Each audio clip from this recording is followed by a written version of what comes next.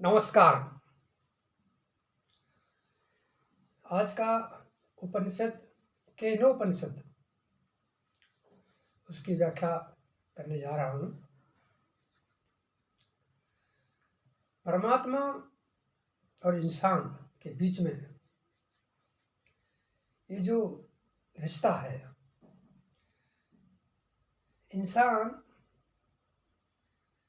परमात्मा से अपने को अलग समझता है और उसे खोजने का प्रयास करता है। कहते हैं, मत खोज कहीं और तू दूर चला जाएगा, ये माया से जड़ा मन तुझे हर तरफ भटकाएगा।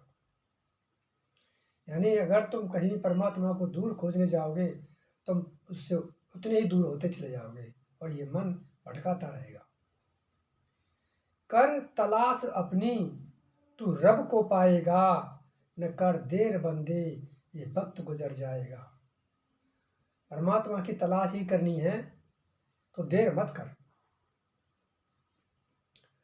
मुद्दतों से तलाश में था मगर जानता नहीं, मैं ही खुदा का घर हूं पहचानता नहीं। मेरा शरीर ही उसका घर है, ये मुझे नहीं पता।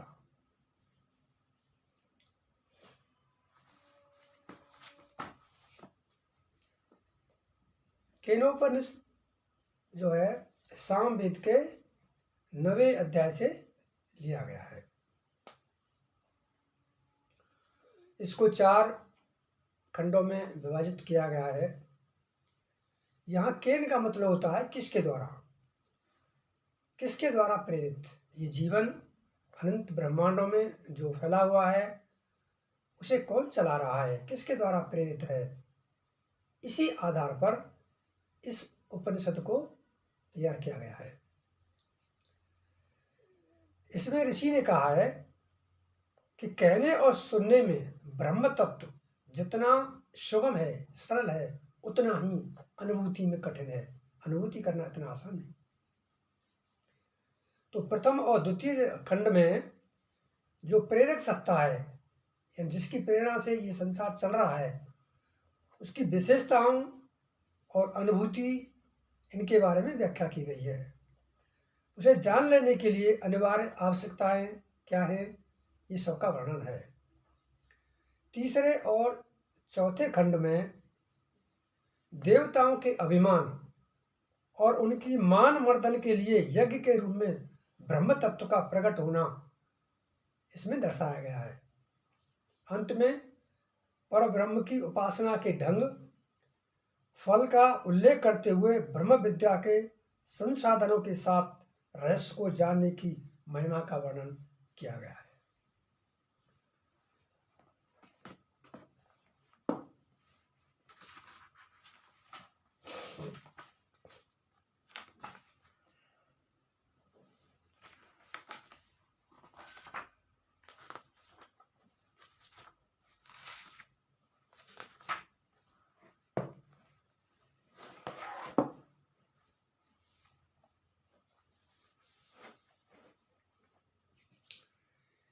केनोपनिषद के प्रथम खंड,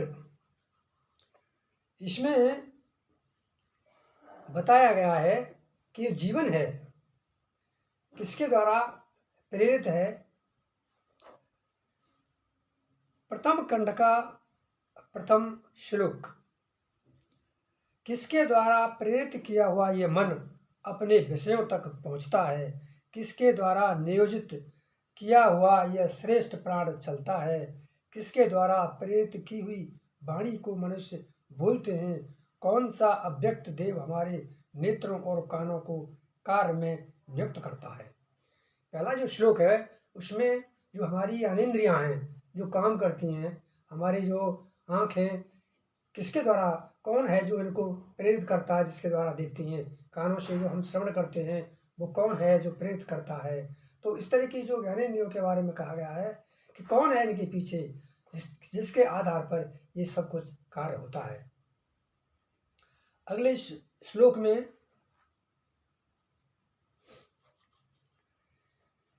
वहाँ पर ब्रह्म परमात्मा तक चक्षु आदि ज्ञानेंद्रियों, वाक आदि कर्मेंद्रियों तथा मन की भी पहुँच नहीं है।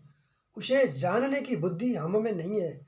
नहीं किसी अन्य की व्याख्या से यह संभव हो सकता है, क्योंकि वो ज्ञात और अज्ञात सभी तत्वों से सर्वथा परे है।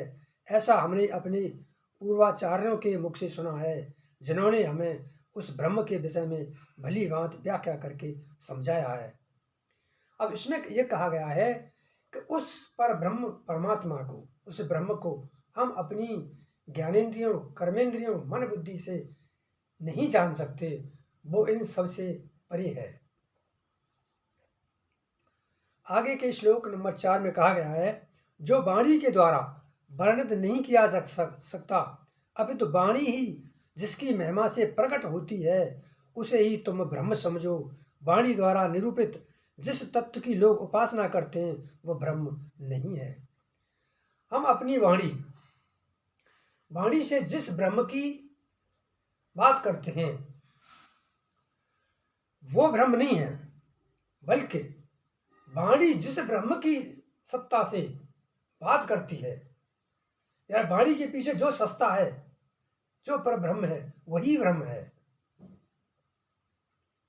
मन से जिसका मनन नहीं किया जा सकता, अपितु मन जिसकी महत्ता से मनन करता है, उसी को ब्रह्म समझो। मन द्वारा मनन किए हुए जिसकी लोग उपासना करते हैं, वह ब्रह्म नहीं है। यानी ब्रह्म वो है जिसकी सत्ता से हमारा मन काम करता है। मन के द्वारा कहा गया ब्रह्म नहीं है। जिसे चक्षु के द्वारा नहीं देखा जा सकता, अपितु चक्षु यानी हमारी आंखें जिसकी महिमा से देखने में सक्षम होती हैं, उसे ही तुम ब्रह्म जानो। चक्षु के द्वारा द्रष्टव्य जिस तत्व की लोग उपासना करते हैं, वह ब्रह्म नहीं है। यानी हमारी आंखों के पीछे की जो सत्ता है, वो ब्रह्म है, लेकिन आंखों के द्वारा दिखाई हुई सत्ता, आंखें जो देखती हैं, वो ब्रह्म नहीं है।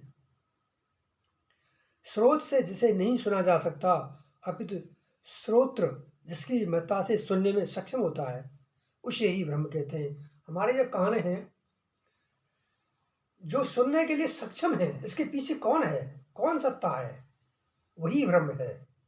लेकिन कानों के द्वारा सुना हुआ वो ब्रह्म नहीं है। जो प्राण के द्वारा प्रेरित नहीं होता, किंतु प्राण जिससे प्रेरित होते हैं, उसे ही तुम ब्रह्म जानो। प्राण शक्ति से क्रियाशील जिस तत्व की लोग उपासना करते हैं, वह ब्रह्म नहीं है। द्वितीय खंड में आगे,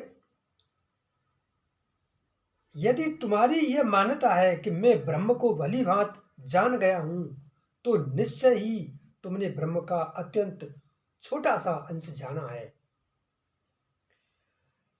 और क्योंकि उस ब्रह्म का जो अंश तुझमें है और जो अंश देवताओं में है, वह सब मिलकर भी ब्रह्म का पूर्ण स्वरूप नहीं है। अतः तुम्हारा जाना हुआ निश्चय ही विचारणीय है। आपने जो भी जाना है, थोड़ा विचार किया जा सकता है, लेकिन तुम उस पर ब्रह्म परमात्मा के संपूर्ण स्वरूप को नहीं जान सकते।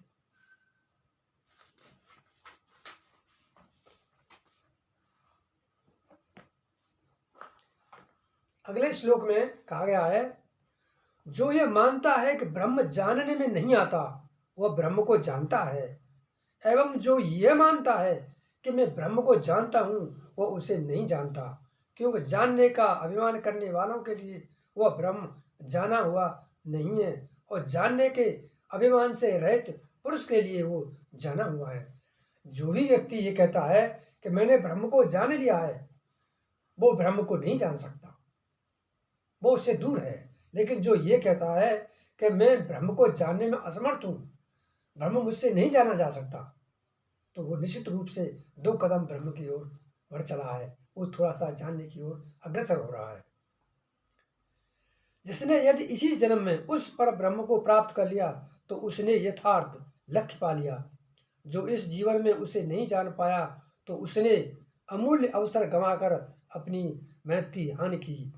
अतः बुद्धिमान पुरुष प्रत्येक प्राणी में और प्रत्येक तत्व में उस परमात्मा सत्ता को व्याप्त जानकर इस लोक से प्रयाण कर अमर हो जाते हैं। हर जीव, हर तत्व, भौतिक अभौतिक सब में ही उस परम तत्व ब्रह्म की ही उपस्थिति है। जब ये व्यक्ति जान लेता है तो वो फिर अमृत को प्राप्त होता है। तृतीय खंड में पहले श्लोक में कहा गया है, एक समय उस ब्रह्म ने देवों को, यहाँ मैं एक और बात कहना चाहूँगा कि एक बार देवताओं के द्वारा, ब्रह्म ने देवताओं के द्वारा युद्ध में विजय प्राप्त कराई, तो देवताओं को कुछ अहंकार हो गया और उन्हें लगा कि ये जो विजय हमने प्राप्त की है अपने ही बल पर की है। तो ब्रह्म ने यज्ञ का रूप धारण करके उनके अहंकार को दूर करने के लिए वहाँ पर उपस्थित हुए देवताओं के सामने। तो उसका यहाँ पर उल्लेख है, वो इस तरह से है, एक समय उस ब्रह्म ने देवों को निमित्त बनाकर असुरों पर विजय प्राप्त की, परंतु देवों को उस विजय का अभिमान हो गया और वे इस विजय को अपनी ही महिमा का प्रभाव समझने लगे। उन ब्रह्म ने देवों के उस अहम भाव को जान लिया और तब उनके सामने वह यज्ञ रूप में प्रकट हुए, परंतु देवगण उसे नहीं पहचान सके और कहने लगे, यह दिव्य यक्ष कौन है। देवों ने अग्नि से कहा, हे देव, आप पता लगाएं कि यह यज्ञ कौन है। इस पर उन्होंने कहा, ठीक है। अग्निदेव तेजी से दौड़कर यज्ञ रूप ब्रह्म के पास पहुंचे। यज्ञ ने पूछा, आप कौन हैं। इस पर अग्निदेव ने कहा, मैं अग्नि हूँ, मुझे ही लोग जात वेता कहते हैं।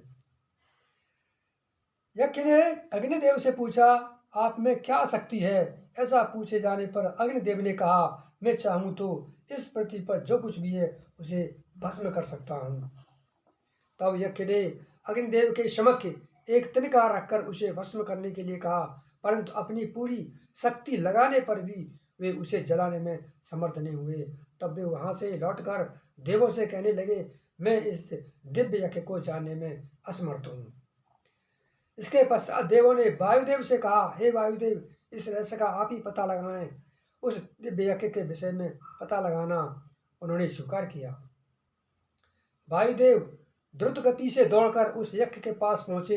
यज्ञ द्वारा परिचय पूछा गया, आप कौन हैं। वायुदेव ने कहा, मैं प्रसिद्ध वायुदेव हूँ, मुझे ही मातृ सुवा कहते हैं। यज्ञ ने पूछा, आप में क्या सामर्थ्य है। वायुदेव बोले, इस पृथ्वी पर जो कुछ भी है मैं उसे उड़ा ले जा सकता हूँ। तब उस यज्ञ ने उनके सामने तिनका रखकर उसे उड़ाने के लिए कहा, परंतु अपनी सारी शक्ति लगाकर भी वायुदेव उसे उड़ाने में समर्थ नहीं हुए। तो वहां से लौटकर उन्होंने देवों के सामने उस यज्ञ को समझ पाने में अपनी असमर्थता व्यक्त की। तब देवों ने इंद्रदेव से कहा, हे मधुवन, आप ही इस बात का पता लगाएं कि यह यज्ञ कौन है। इंद्रदेव ने यज्ञ के विषय में पता लगाना स्वीकार किया और यज्ञ की ओर दौड़े, परंतु इंद्रदेव के वहां पहुंचते ही यज्ञ अंतर्ध्यान हो गए। तब इंद्रदेव उसी आकाश में स्थित अतिशय शोभामयी भगवती हेमवती हिमाचल पुत्री उमा देवी के पास आ गए और उनसे पूछने लगे, यह यज्ञ कौन था। यानी जब उनके सामने यज्ञ बन करके ब्रह्म पहुंचे तो उनकी बहुत सारी मतलब अपनी अपनी वायुदेव ने, अग्निदेव ने, इंद्र ने वहाँ जा कर के कोशिश की जानने की, लेकिन वो उनकी किसी की समझ में नहीं आए। जब इंद्र लास्ट में पहुँचे तो वो अंतर्ध्यान हो गए और वो हेमपुत्री यानी उमा देवी, हिमालय की पुत्री उमा देवी के पास गए तो उन्होंने उनको कुछ बताया, समझाया। वो कैसे बताया ये देखते हैं। उमा देवी बोली, वे ब्रह्म हैं, उनकी विजय को तुम लोगों ने अपने अहम भाव से अपनी विजय मान लिया था। देवी उमा के इस उत्तर से इंद्रदेव ने स्पष्ट समझ लिया कि वह दिव्य यक्ष निश्चय ही ब्रह्म थे।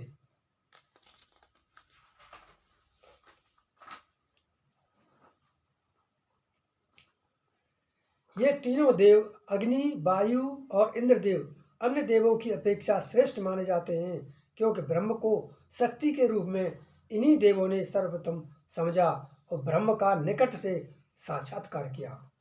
यानी इससे पहले किसी ने ब्रह्म का साक्षात्कार नहीं किया था। आध्यात्मिक दृष्टि से ये समझना चाहिए कि मन जो ब्रह्म के पास जाता हुआ सा प्रतीत होता है और ब्रह्म का स्मरण करता हुआ सा लगता है तथा ब्रह्म प्राप्ति का संकल्प करता हुआ सा भाषित होता है, यह भी ब्रह्म की उपस्थिति का सूक्ष्म संकेत है। अब ब्रह्म के बारे में अगर कोई व्यक्ति थोड़ी वार्तालाप करता है कि उसकी ओर समझता है, कुछ ब्रह्म के बारे में सोचने लगता है, तो कुछ ऐसा लगता है कि हाँ, वो ब्रह्म की ओर बढ़ रहा है और उससे ब्रह्म की उपस्थिति का भी आभास होता है। यहाँ ऋषि का मानना है कि जिस साधक की गति आत्म तत्व में हो जाती है, उसकी आत्मीयता का विस्तार इतना हो जाता है कि उसके प्रभाव में सभी प्राणी आ जाते हैं।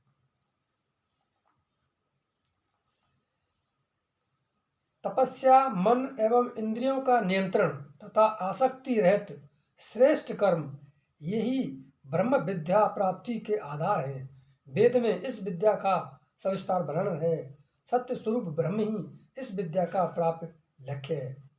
इस ब्रह्म विद्या के रहस्य को भली भांति जानने वाला साधक अपने समस्त पाप समूह को विनष्ट कर अविनाशी, असीम एवं सर्वश्रेष्ठ स्थिति में पहुंच जाता है, परम धाम को प्राप्त कर लेता है।